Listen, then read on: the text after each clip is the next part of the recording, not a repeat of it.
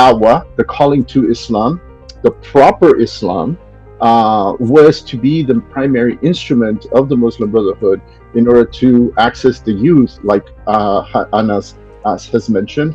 So it had to infiltrate mosques, it had to infiltrate primary schools, secondary schools, universities. That was a top priority. And then the military, do dawah in the military. So Sudan is the biggest example to the world how any country that has a Muslim Brotherhood, how it look like. So I think today they have no relevance anymore. They cannot connect to the modern world. I think international pressure on the Muslim Brotherhood will get to the Saudis eventually, and they will drop them. But I think it will also depend on the alliance between the Saudis and the Houthis, whether that develops in any form or shape in the future. There have not been a severe or medieval backwards kind of crimes as much of the Muslim Brotherhood in Sudan. You know, beheading people, slaughtering, even mutilating, and even eating human flesh. That is something that nobody can even think of in 2026.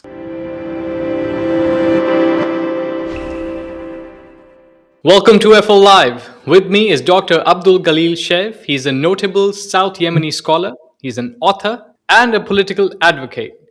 He frequently writes for Fair Observer, and it's a pleasure to have him here today. We also have Anas Himedan, a British Sudanese biomedical scientist and an advocate for human rights. Last but not the least, Fernando Carvajal, who is also a Yemen expert and a frequent author at Fair Observer. Gentlemen, thank you for doing this. Thank you. Thank you. Dr. Shaif, I want to start with you. So we are gathered here today to talk about the Muslim Brotherhood, what it is, why is it important, and how big is the play of the Muslim Brotherhood in the region, but not just in Egypt, in countries like Yemen, in Sudan. But before all of that, can you tell us, what is the Muslim Brotherhood? Thank you for the question, which is a very difficult one. I think if I really knew what the Muslim Brotherhood was, I'd get paid a lot of money. Many people are very ambiguous about the character of the Muslim Brotherhood. But I think to address the question properly, one needs to understand how the Muslim Brotherhood has operated historically, not just in Yemen, but where it came from, which is Egypt. It was founded in 1928 by Hassan al-Banna in Egypt. And obviously in Egypt at this present time, it's very restricted in its ability to influence anything in Egypt, but it's still there underground. However, in Yemen, while it's a global ideology as the Muslim Brotherhood, in Yemen, it's not the case that it's replicated or it's become an ideological tool for the Muslim Brotherhood in Egypt or in Turkey or anywhere else, although they do have influences. In Yemen, it's aligned itself with patronage, with local political parties, with tribal structures. So it's integrated much more into Yemeni society, and hence has developed its own character as an Islah party, they call it, reform party. But yes, its origin has come from Hassan al-Banna in 1928. But in 1990, it says when Yemen became united, and I'll explain a little bit later why it wasn't there before 1990, because there is an important factor there where, in terms of the South being an independent state before 1990, and it was a socialist sort of progressive leftist state, and the Islah party had no foundation in the South. So it built its foundation in the North, and then in 1990, when Yemen united, it became one of the influential parties that formed Yemen unification and played a role in the state and in tribal politics. So in Yemen, it's effective in its own character. It's become more effective because of the rift between the United Arab Emirates and Saudi Arabia recently. The rift between them about supporting this STC or not, because the Islah has never supported Southern independence nor the Southern Transitional Party. However, I think it's a marriage of convenience for a while, and I think it's bound to have some negative effects in the near future. Right, that was brilliant. So, Anas, the Muslim Brotherhood was, as Dr. Shaif said, that it was founded in 1928. We're in 2026. In 2 years, it'll be almost 100 years. But can you tell us more about the journey of the Muslim Brotherhood? And even more importantly, it's almost 100 years since it was formed. Is it even relevant today? Well, if you think about the Muslim Brotherhood in Egypt, since he said it's formed in 1920s, and right now they have got they had a big network across the whole region. But if you look at Sudan specifically, Sudan is the neighbor of Egypt, so they experienced the initial stage of the Muslim Brotherhood from the start of the founding. And as you can see today, it's 2026. And if you look at the history of Sudan, you even just look at Sudan now, from the pre post independent until today. If you look at how the country has been divided, there's been endless war of wars. There's been a war after war, division after division. Many genocides has happened. About 2 million people died in South Sudan, many in Darfur, and this is all the ideological mindset of how a country would look like under the leadership or under the ruling of a Muslim Brotherhood. So Sudan is the biggest example to the world how any country that has a Muslim Brotherhood, how it would look like. So I think today they have no relevance anymore. Nobody they cannot connect to the modern world, and they don't know how to. Even if you look at the current even situation in Sudan with the war, if you look at all the crimes they have committed, none of these crimes actually match today's international laws. If you look at the how every war you can look at across the world today, the crimes that have if any crimes committed, they have not been as severe or medieval backwards kind of crimes as much of the Muslim Brotherhood in Sudan. Beheading people, slaughtering, even mutilating, and even eating human flesh. That is something that nobody can even think of in 2026. So I don't think they can match today's modern world. But what you're explaining, Anas, of course, it's very graphic and gruesome. But is that the case with Muslim Brotherhood in other regions as well? Because as we're talking to Dr. Shaif, he's talking about Muslim Brotherhood in Yemen. Yes, it would be different in Egypt. So can Yeah, either of I, you I just, think yeah. I think Yemen has exactly the same problem. Mm, If you look at how even as he explained, they have infiltrated from the tribal politics up to all the institutions, and the same model has been used in Sudan. From the beginning, they have introduced themselves in every kind of aspect of society, from mm, even the smallest business to the highest business to every kind of situation. When they first came to Sudan, they actually, especially when they formed the NCP, the whole education system, the British left for Sudan was a gift that was left behind. That if to continue, they closed all of that system down and they restarted a new whole education system in order for them to brainwash a whole society with a new kind of ideological mindset. So the fact that if you look at Sudan, Yemen, everywhere you go, they have the same model. They go in, they infiltrate, they inject themselves in different institutions, and they take control. If anybody even question it, then you experience all of these gruesome crimes endlessly. So I think wherever they are, they're all the same. right. Okay. Dr. Chef, I see you nodding quite and agreeing with Anas on how this has spread.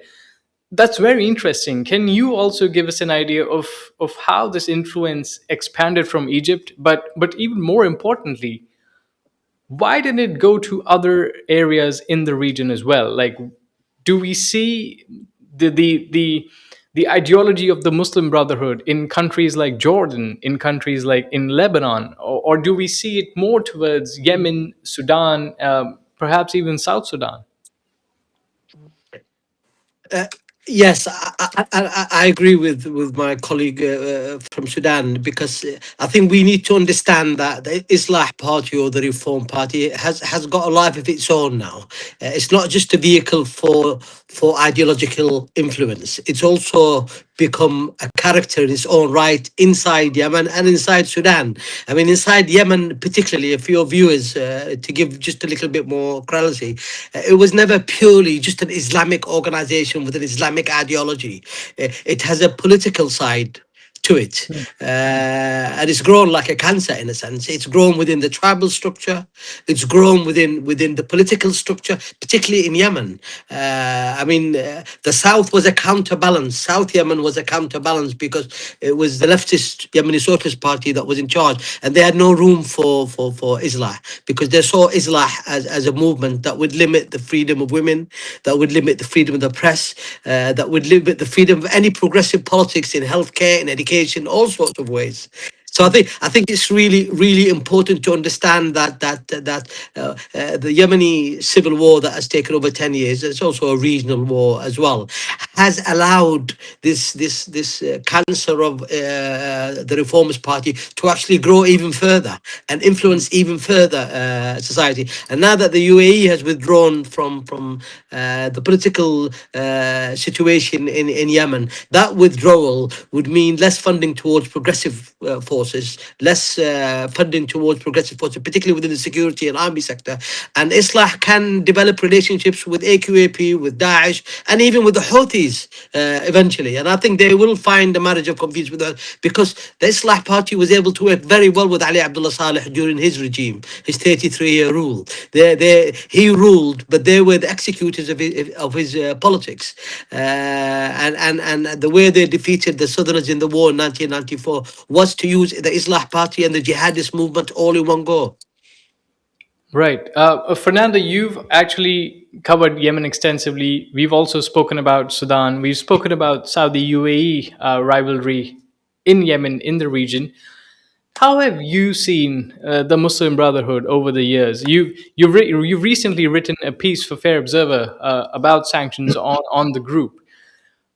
How do you see them operate so freely in this region? Are they even operating freely? Because clearly they've created influence in certain sections of the society that is now posing major risks to nation states.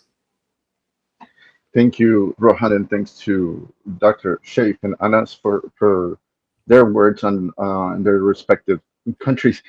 Yes, I studied the Muslim Brotherhood through the history of Yemen. When 1948, for example, in the 1940s, the Muslim Brotherhood sent a representative to Sana'a, right? And this was a direct representative of Hassan al-Banna. And this representative participated in, well, not directly, but indirectly, participated in the organization of the assassination of Imam Yahya in 1948. So that's how influential the Muslim Brotherhood has been in countries, particularly like Yemen. In Sudan, for example, al-Bashir, the entire Bashir regime was propped up by the Muslim Brotherhood. Even though it was a military regime, the Muslim Brotherhood was the religious legitimacy of the Bashir government in in Sudan, and again today with Burhan. So this is what we see when Dr. Shaikh talks about the political aspect of the Muslim Brotherhood. If we look at the spread, to your question, think back to 2011, to the Arab Spring. Hmm. The Arab Spring, the instability of the Arab Spring, created a vacuum that threatened the Gulf monarchies at their core, right? So if we look at Jordan and Kuwait prohibit the Muslim Brotherhood. It is illegal. It is an illegal organization. Saudi Arabia, the Emirates have also moved in order to prevent its activities on their territory. Because the Muslim Brotherhood as an organization, since Hassan al-Banna, is a political organization, meaning their goal is to drive and shape the politics of their society. first through dawah, through the calling to Islam, the proper Islam, and then through infiltrating government institutions, like we see in Sudan. In Sudan, every government institution, and this is not just commentary or anything. The respective Islamist organizations in Sudan say it out loud that they are in every ministry, they are in the military. If we look at Yemen, since 1990, the unification, Al Islah Party, the Congregation for Reform Party, was a vital pillar to the regime in Sana'a. After 1994, it became a direct partner with Ali Abdullah Saleh in a government of unity, in cooperation. And then after 1999, after 2000, Islam was very fundamental in taking many of the cabinet positions under Ali Abdullah Saleh. But since 2011, let's remember that the first government after the Arab Spring in Cairo was led by the Muslim Brotherhood, by Mut, right? And so this really generated a lot of fear among the Gulf monarchies because they fear that if you had a government in an Arab government in Cairo led by the Muslim Brotherhood, that it would threaten every monarchy from Morocco to Jordan and the Gulf. And now you have Syria, that not only is Damascus the first Arab capital to be controlled by Al Qaeda, but it is the first Arab capital. It is the next Arab capital that could be controlled by a Muslim Brotherhood affiliated party. So definitely, in the last 20 years, the Muslim Brotherhood as a whole, as a transnational organization with a pan-Islamic ideology, represents a major threat to the Gulf monarchies. Okay, that's brilliant because that's where I was confused. When you look at the region, and often people make this mistake. I've done it myself.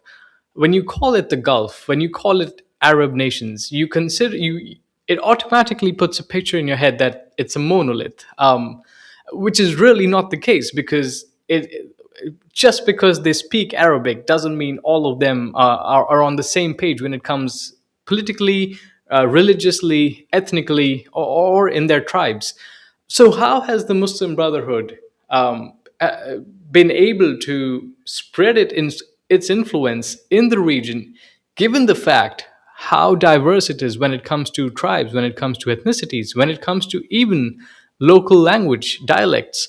Has it just been Islam that has been the uniting factor? Because if it is, why is there a distinction between the Muslim Brotherhood in Egypt and then, for example, Anas, the Muslim Brotherhood in Sudan? How has this been possible?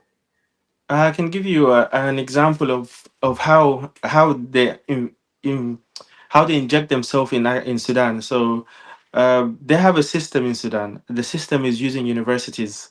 So you have when you enter, as soon as you reach the age of uni and you enter university, it doesn't matter how smart you are.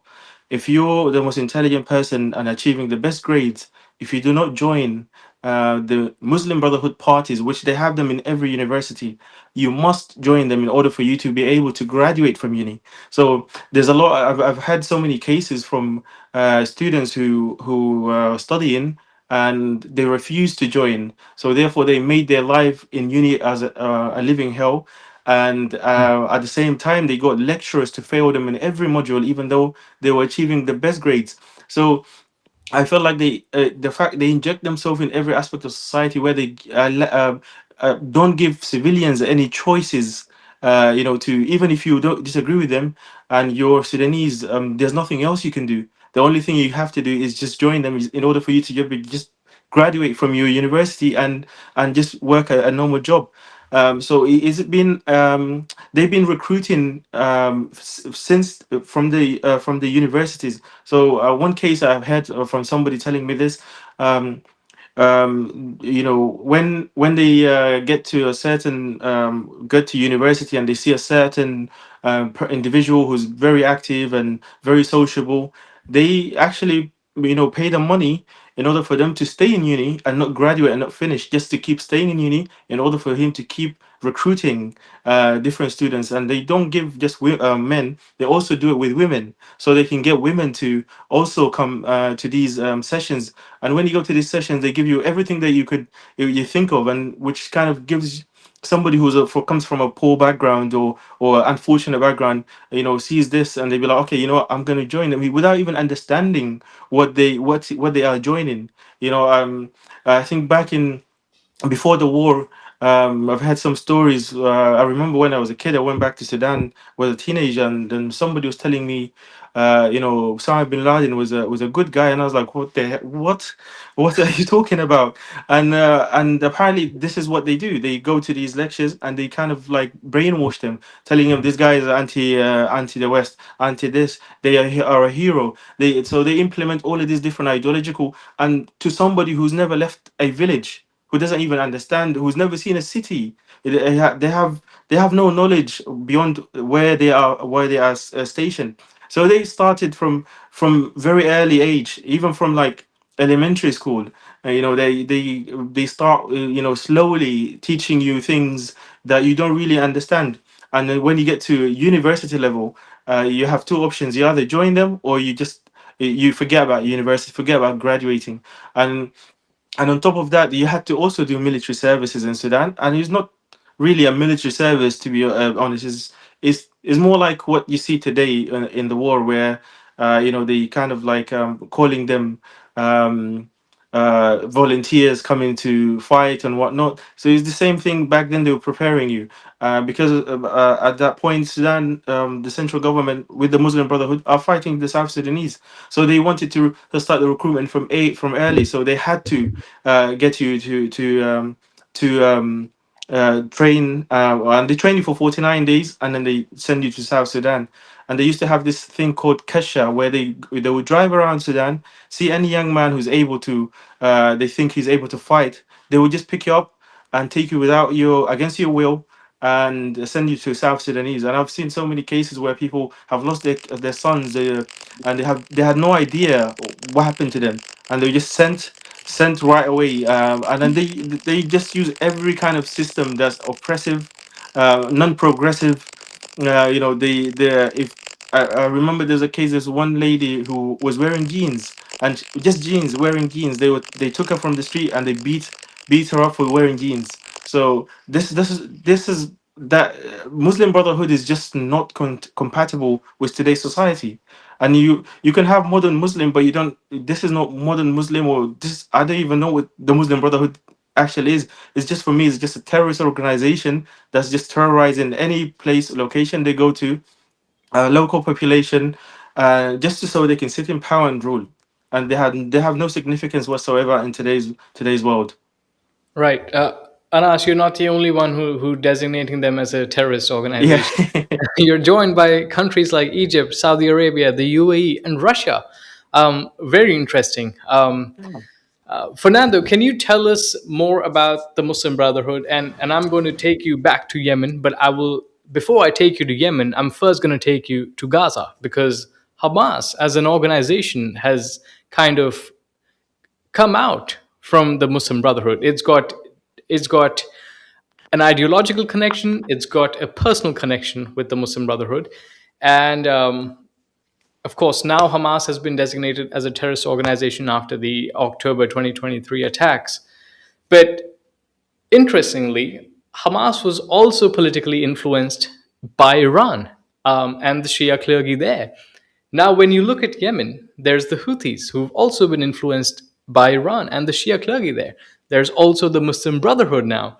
So when you look at this picture, it looks like the Muslim Brotherhood may not be working alone.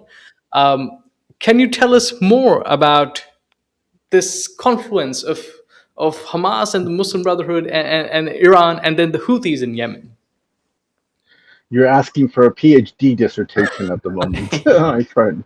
But yes, it is a complicated history, but you have to take into account the political reality and the interest of groups, especially such as the Islamic Republic since 1979, right? Since the takeover and creation of the Islamic Republic of Iran. It is co-religious. Even though people would say, well, the Muslim Brotherhood is Sunni and Iran is Shia, and a Mm, different type of Shia. You have to understand both the origin and purpose of the Muslim Brotherhood since Hassan al-Banna and al-Zawahiri. Let's remember that the deputy and eventual leader of Al-Qaeda was a Muslim brother from Cairo, from Egypt, right? mm, And why why does the history and the politics of the Muslim Brotherhood connect them with Iran? In Sudan, for example, Burhan and the Islamist militia, since Turabi and Al Karti, are very close allies of Iran. Iran has a base in Port Sudan at the moment, and provides military equipment and drones to Burhan's army, and funding to the Islamist militia like Al Bara and the Shield, and the Sudan Shield forces. When you look at the origins of Hassan al-Banna, was a teacher, right, in Cairo. And so he believed that dawah, the calling to Islam, the proper Islam, was to be the primary instrument of the Muslim Brotherhood in order to access the youth, like Anas has mentioned. So it had to infiltrate mosque, it had to infiltrate primary schools, secondary schools, universities. That was a top priority. And then the military, do dawah in the military.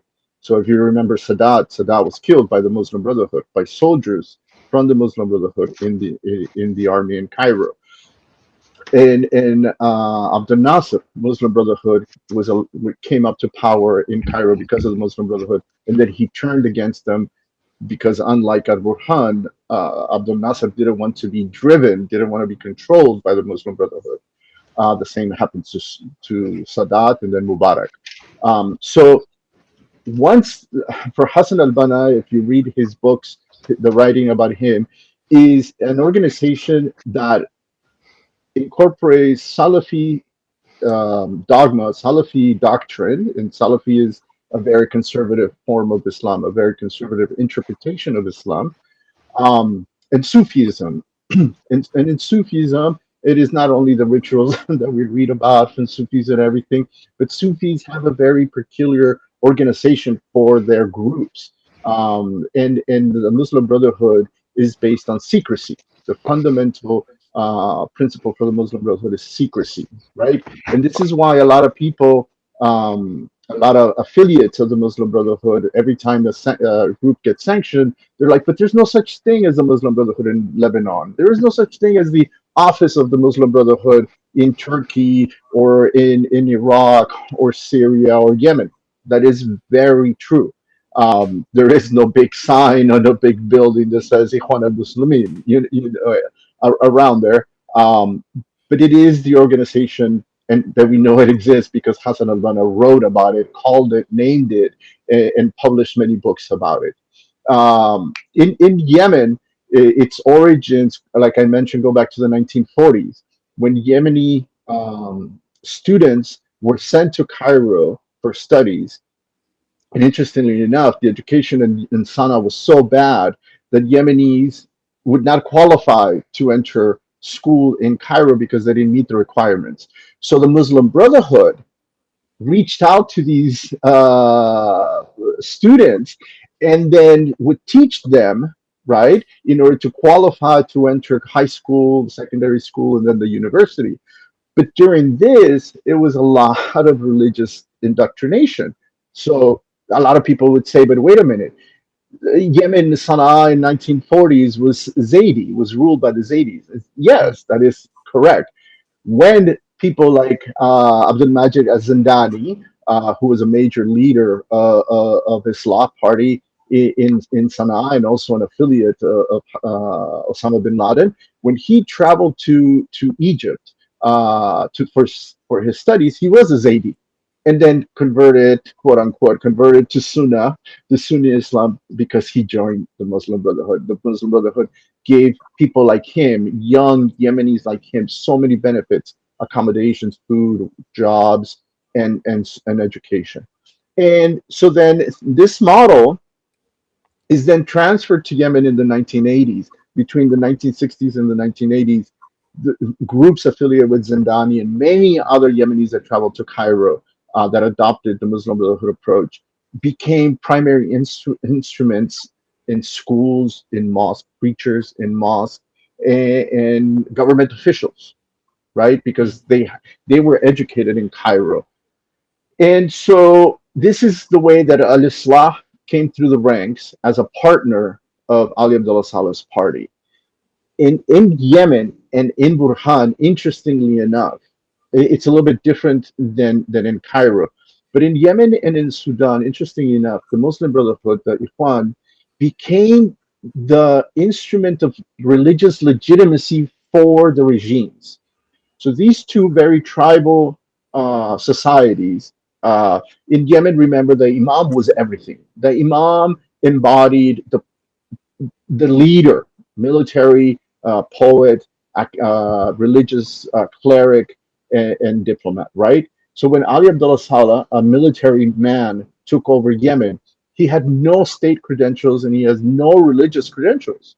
He was an illiterate tribesman himself that came up through the ranks.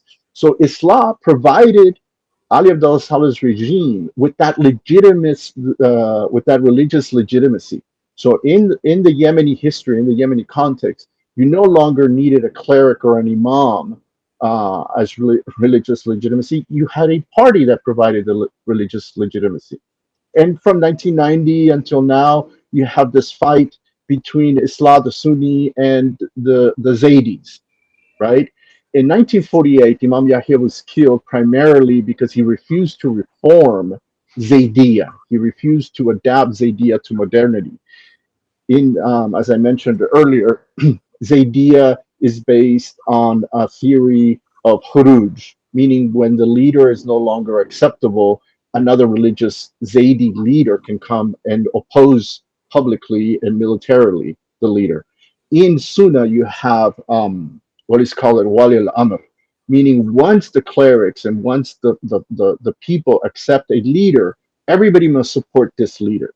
And if he deviates anywhere in his rule, the clerics must help him correct his path Islamically, right? So hence the Islamic religious. So this is basically how Islam was able to rise in power from the 1990s until now. That today, after the December 2025 events in Hadramaut, Islam now becomes the face of the legitimate government once again in Yemen. And we still have to see what happens in Sudan with Burhan and the Islamists that are part of the transitional council there. It was funny you said that about Burhan and the Islamists in Sudan. For what we can see now, I don't feel like Burhan has any power to even change or get rid of them.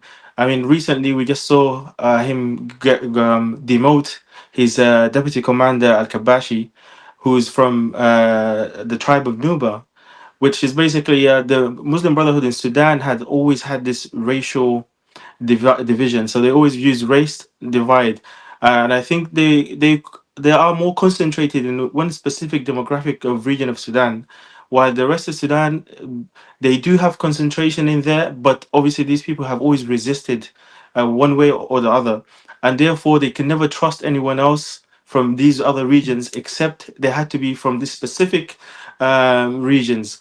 And so for if you think about the Muslim Brotherhood in Sudan, their whole ideology is just based on or how they even control Sudan is always um, use other tribes against the next one. So Mm, they use people to fight against each other. If you look back in South Sudan, they use religion. They said these guys are Christian, and and these guys are non-Muslim. And while Sudan is mixed and diverse, is all the different religions, even from like the Nubas from near the border of Egypt. There's a lot of Christian there, but then they specifically focused on South Sudanese and called them not Muslim, and they called this da'wah for jihad. They want every all across Sudan calling for jihad, calling for jihad. Even a normal imam in a very local small village he doesn't even understand, they will come and threaten him to give him papers to read to call on this jihad. So, if, and this is what I think they struggled with today with this war was happening today, mm, because the majority of people who are fighting them, they're also Muslim, Mm. where and so the Muslim Brotherhood cannot call for jihad anymore. So they have like a dilemma. How do we resolve this? Instead, they went back to the old ways which they have used, which is racism, saying this person is not Sudanese, they are a mercenary, they are this. They use every play in the book, but all of that play is failed, and they still cannot cannot comprehend how how they reached that point.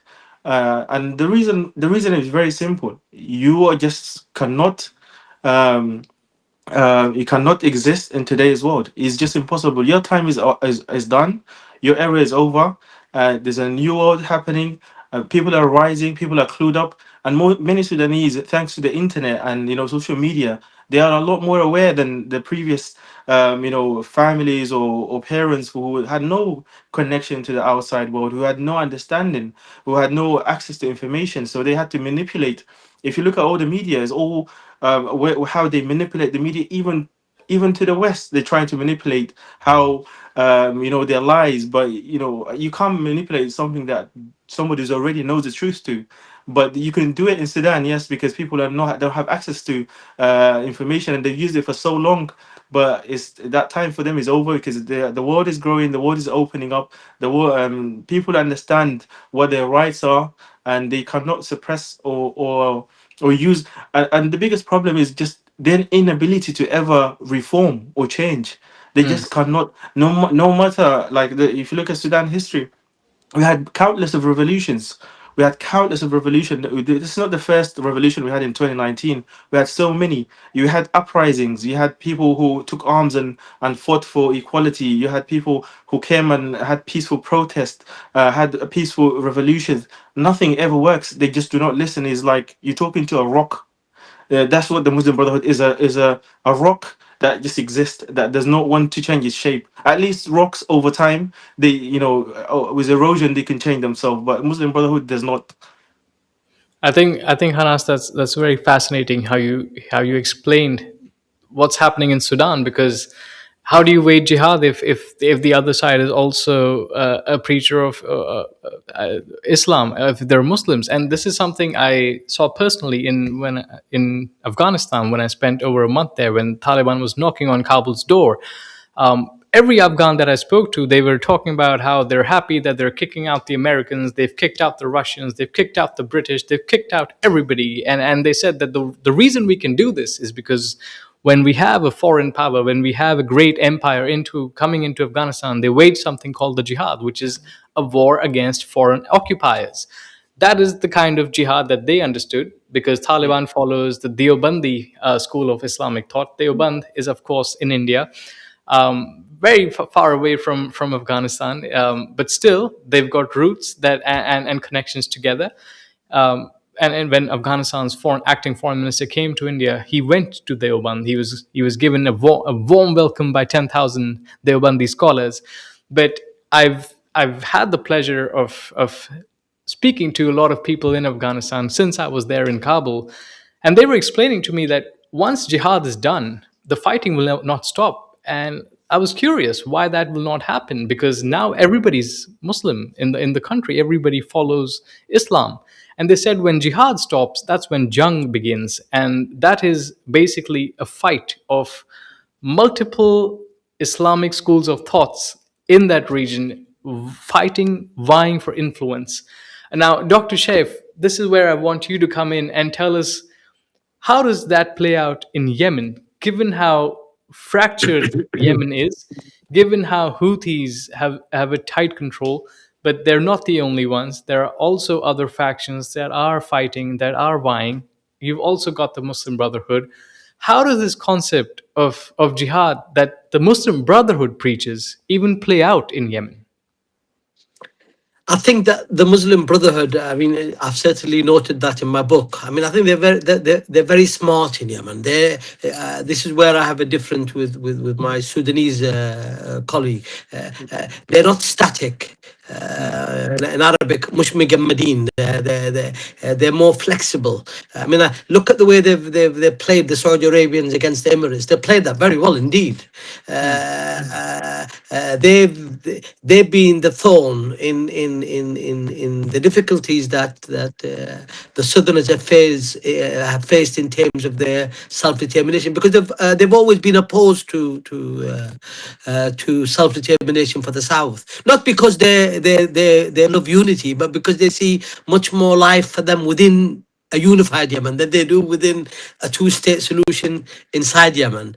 So I think if you look at the contemporary situation as it stands at the moment, Saudi Arabia has assumed a more powerful role in Yemen's politics by taking the whole file, really, because the Emiratis have withdrawn. That's a big victory for Islah in Yemen. And what the Islah has done, and that's where they've been smart and adaptable, is that they've been able to work with the Saudis to form this anti-Houthi movement inside Yemen. And I think, like I said, it's a marriage of convenience that could easily shift the other way around eventually, because the Houthis could easily work with the Houthis eventually, as they have worked with AQAP and Daesh inside the south previously. So I think whilst the UAE had supported the STC, the Southern Transitional Council, now they pulled their support. That has limited any influence that fights the ideological influence of Islam in Yemen, because there is no other bulwark.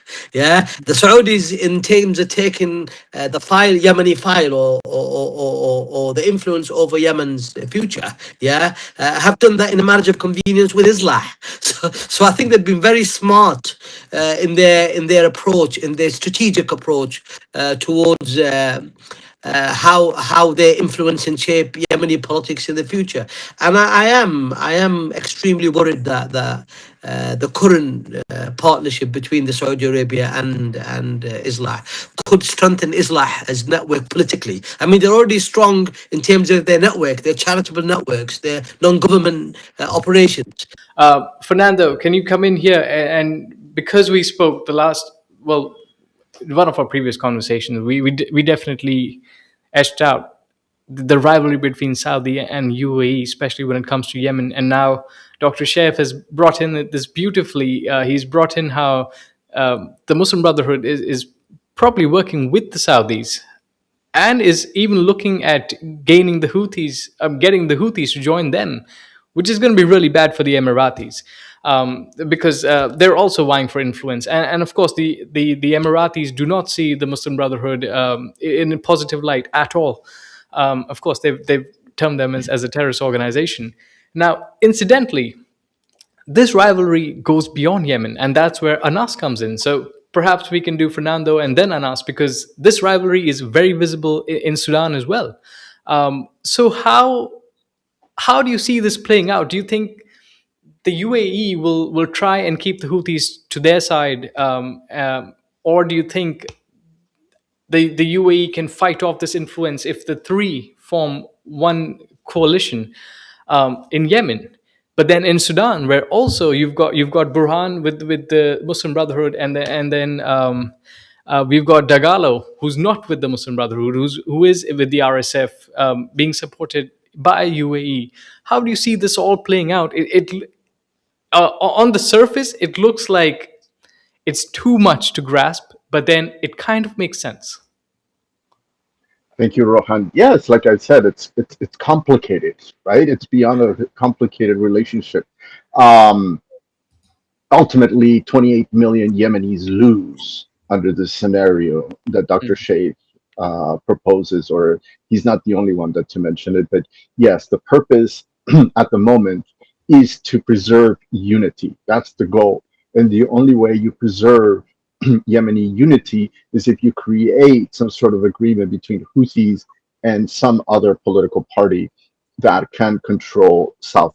And so Islah is highly criticized by Yemenis because Islah has not only lost a lot of ground against the Houthis, because Islam was a pillar of the Yemeni military that separated from the Houthis in 2014, 2015.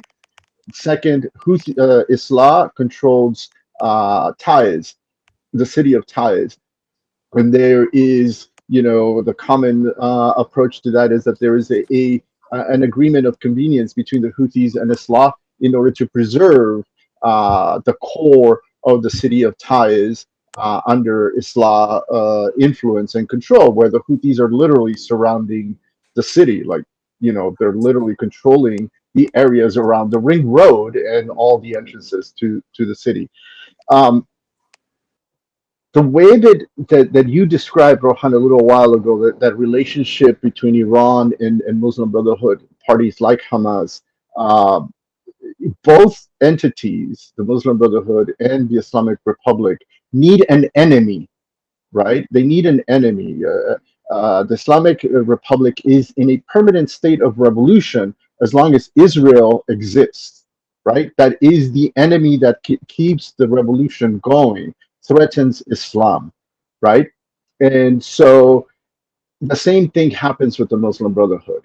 The Muslim Brotherhood, in many, while Anas, in my opinion, Anas is correct in the core um, ideology. It is like a rock. It resists, change.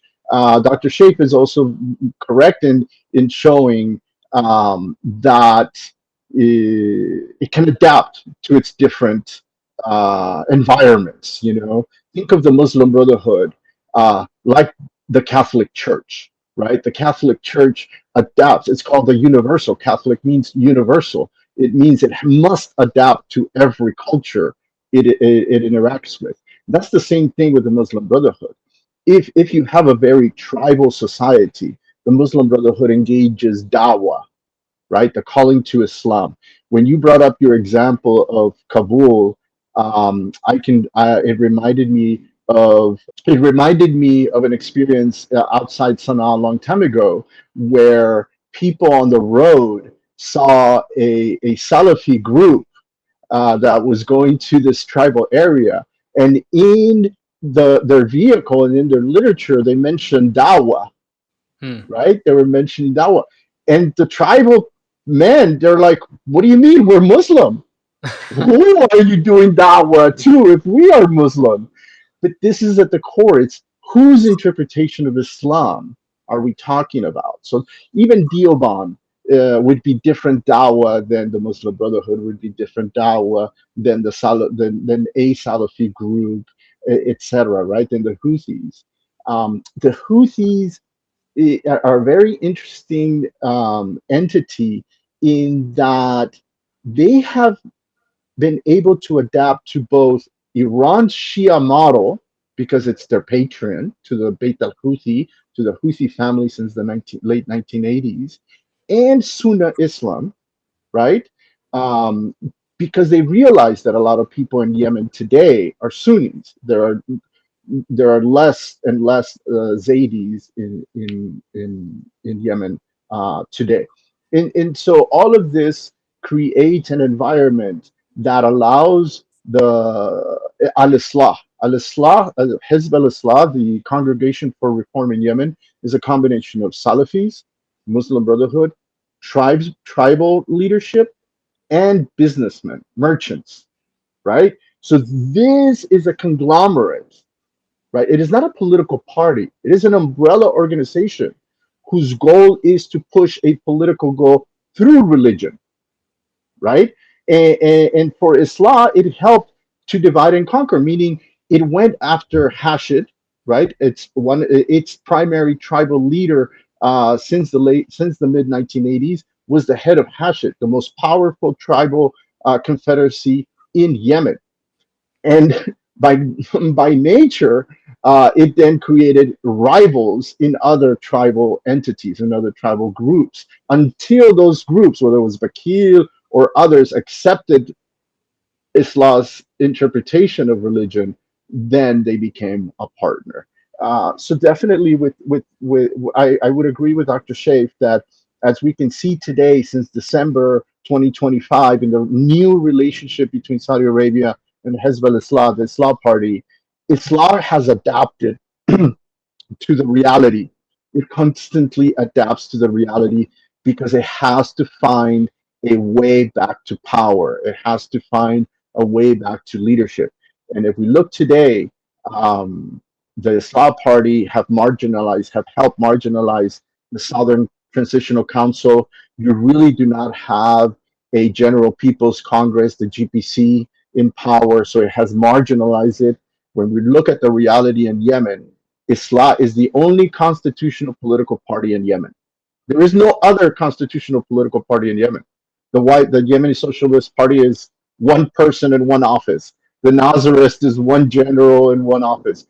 All these political parties are very small and they really don't have constituencies, whereas Islah has a huge constituency among Sunni Muslims in Yemen. Right.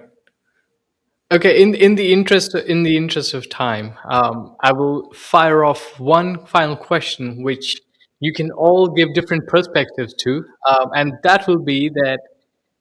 So Just before you give that yeah, question, I just want to add to Fernando piece. I think he highlighted very important issues, and especially with Sudan.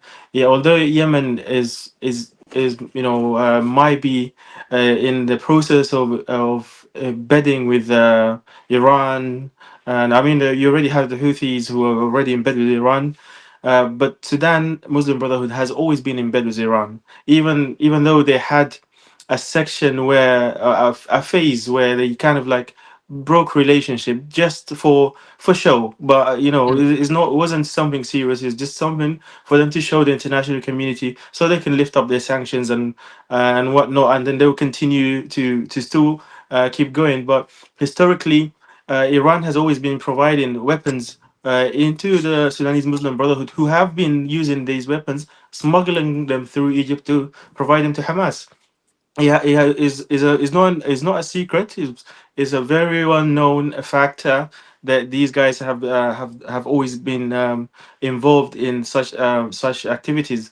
And today, if you see, the same thing is happening. So they're receiving weapons from Iran, drones, and all of these drones that have been used to attack villages, innocent people. They have absolutely zero remorse for innocent civilian. Imagine using chemical weapons against your own people. I mean, the biggest person that we know who's used chemical weapon was Saddam Hussein against the Kurdish population, and now you have the Sudanese Muslim Brotherhood using it against the Sudanese people. For me personally, if you ask me, I feel like Sudan has never been free. Sudan is basically under the occupation of the Muslim Brotherhood. We are basically have been oppressed for a very long time. Yeah, you have an ideology that's supposed to inject itself in every aspect of society. Sudan has more than 500 different ethnic groups with many different tribes. You cannot inject and all the ideology in every single human being in Sudan. There's people that's going not going to have the same belief or faith as you.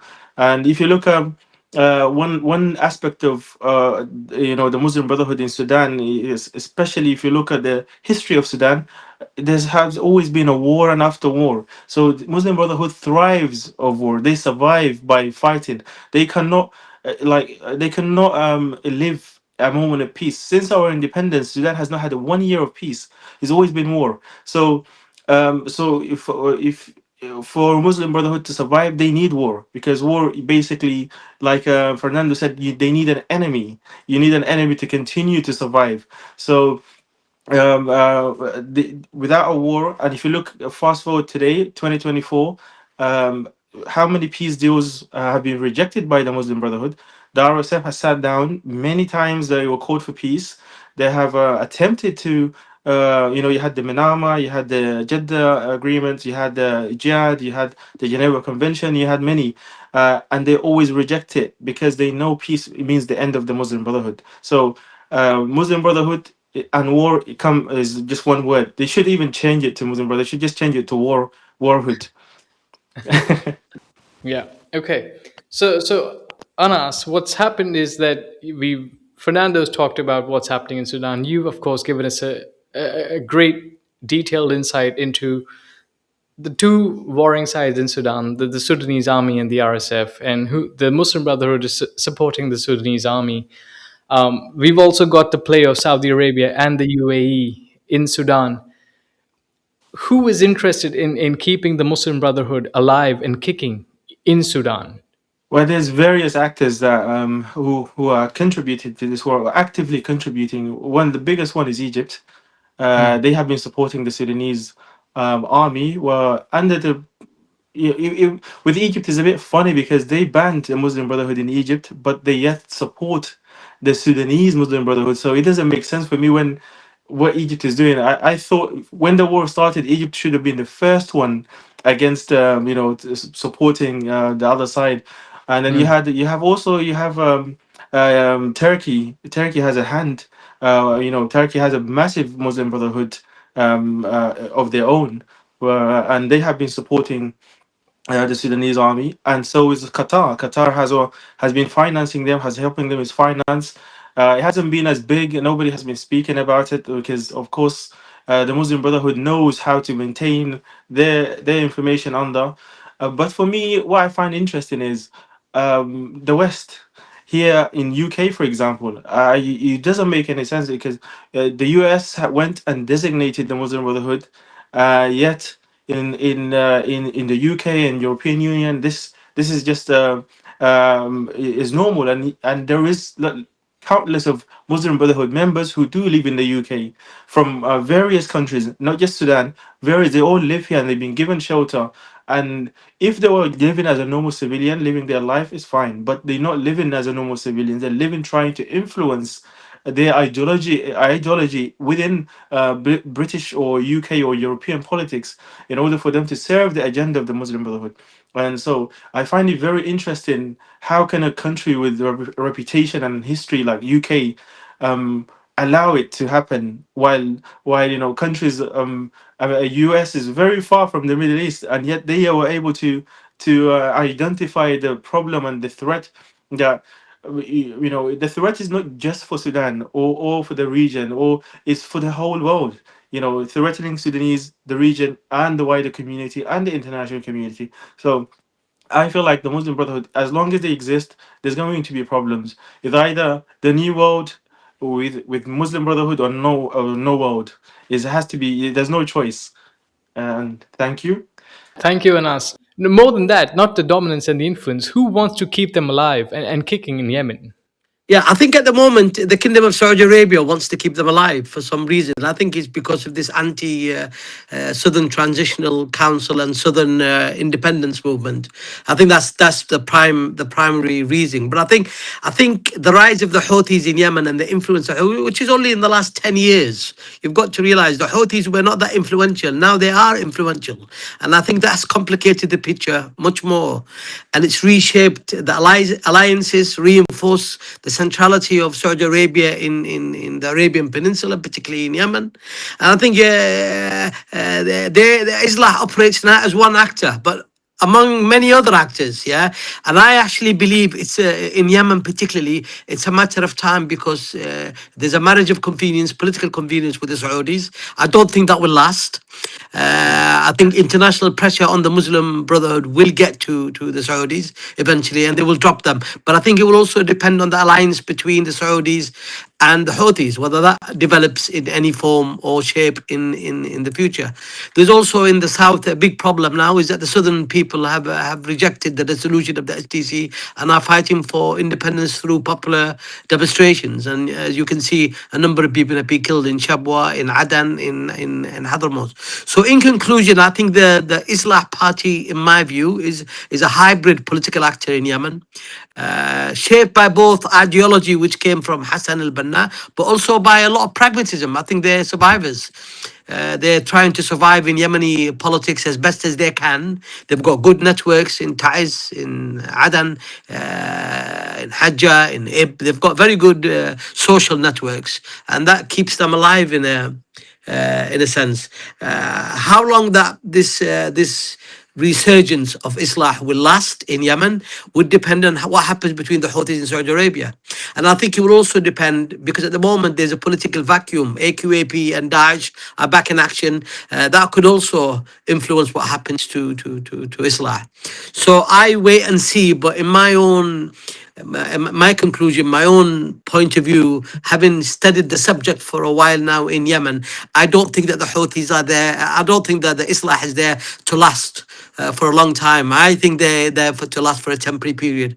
And I think the shifting alliances will make a big difference, particularly if the Saudis and the Emiratis get on again, particularly if they support each other again, particularly if the Emiratis join the coalition. I think that situation would change.